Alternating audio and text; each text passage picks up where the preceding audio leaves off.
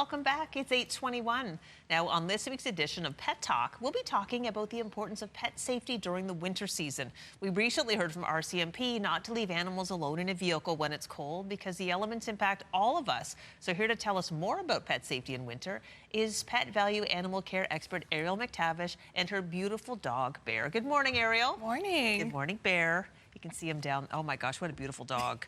All right, so the cold weather does make many of us uncomfortable, and it does pose challenges to pets. Do they experience cold the same way we do? Definitely. It helps when you have a nice, thick, double-coated dog like Bear. It helps keep them warm, keep them a little more cozy than some of the rest of us, but everybody's definitely affected, especially with wind chill as well. Yeah, Bear may or may not need a jacket on a super cold day, but you've brought in like a pet jacket. That's not just for fashion, is it? No, super, super practical, especially when you look at a lot of them have reflective interiors to help deflect some of that heat back at you. Yeah. Really important in the winter to keep them nice and cozy and allow them to temperature regulate a little bit better. Perfect. All right, what about the paws? I know that my dog really would get very uncomfortable walking on salt. Why is that dangerous for animals? Yeah, so it's uncomfortable. Their skin is very similar to ours, even on their feet. So although it's thicker, the salt can be a bit tender for them. It also dries their feet out. So having either boots or protective balm to help keep those areas moist and add a little bit of a barrier will go a long way. Can we talk about the protective balm? For example, my dog was double coated like Bear. We didn't worry so much about, in fact, I think my dog was happiest in winter weather. But the paws, no boots were possible because the dog just would not let us put them on. The balm, well, is that something you just put it on the boot? I mean, really put on the paw and then it just kind of like almost like a Vaseline for dogs? Yeah, it goes on. It has a similar consistency to like lip chap, for example. Most of them are beeswax based, and you just roll it on right before you go out for your walk. I find it helpful to reapply every 30 minutes or so because it does get absorbed by the skin just like any kind of lip balm would. But it can help keep their paws hydrated and reduce the little abrasions and stuff from the salt. It does add a little bit of lubrication as well. And important to have one that's made for dogs so that you have to ingest it. Absolutely.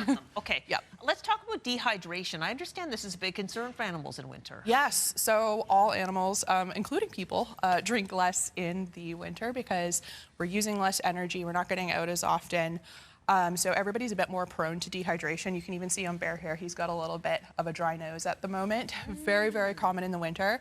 So supplementing with a little bit of wet food, using higher moisture treats like pumpkin or yogurt, all of those will go a long way to kind of help keep the hydration up. And then we also have good options for omega oils, so like salmon or herring oil that you can mix in with their food, and that'll add some skin and coat support and help keep their skin a little bit more moist. That's great. Let's talk about skin because I do notice sometimes animals are scratching a little bit more in winter. Does the skin dry out almost like an eczema, like human skin in winter time? Okay. Yeah, exactly. The air is drier, it's colder. They're also a lot closer to the salt than we are. So if you think about really cold, icy days, we can smell the salt, and we're, like a good 4 to 6 feet above the salt, but they're right down in it. So their skin is in a lot more contact with the salt. It's much closer, so they dry out a little bit faster. Okay, you have a wonderful leash on Bear right now that I don't know if we can see it. We can kind of tell it lights up. Yep. So safety, it's darker in winter time. It's important, but what other safety features could people invest in this time of year? For sure. So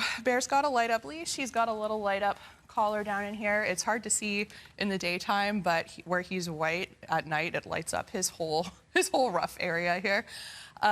Just making them a little bit more visible so that they can still get out, get their exercise, and stay mobile through the winter. Super smart for the dog, super safe for you. Yeah, as well absolutely. As the owner. And also, if the dog happens to escape from you, you can find them more easily at night, and that can happen in a wink. You know that. For sure, yeah. All right, well, Ariel, thank you so much. And Bear, thank you. I know that you don't really like to be pet, but let's see, ladies and gentlemen, if Bear will take a treat from me.